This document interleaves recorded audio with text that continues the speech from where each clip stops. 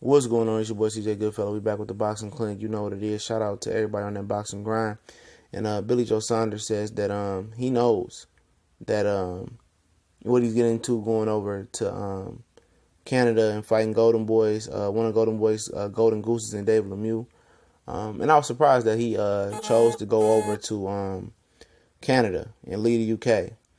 But he says that he just want to be treated fair by Golden Boy, and he's aware of the history as well. He talked about, he thought Golovkin won by 4 rounds. And he said he just wanted fair treatment, all the way around the board. And we know sufficient things went on in Canada outside of Golden Boy. Remember the Lucian Bute fight where he was fighting the dude Andrade and he got the 20 count.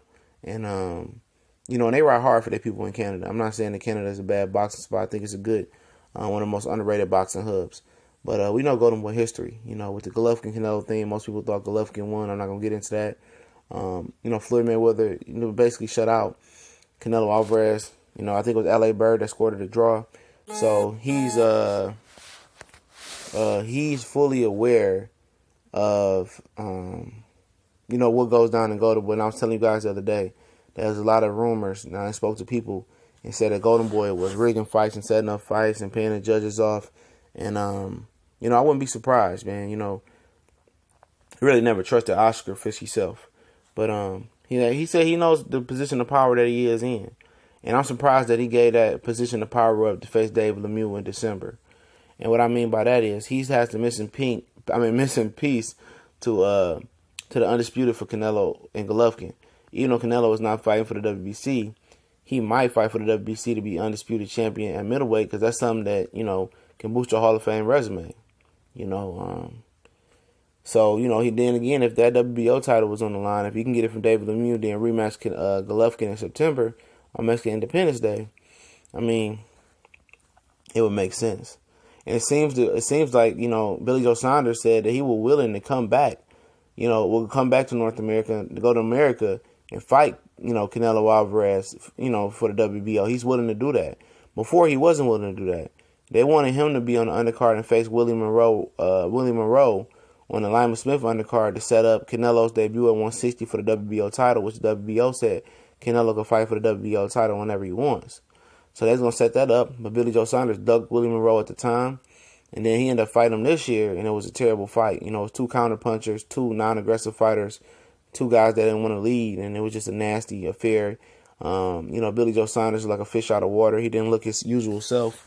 But he's willing to go over there, and I think that's kind of the, to take some sting off of, potential robbery in his brain.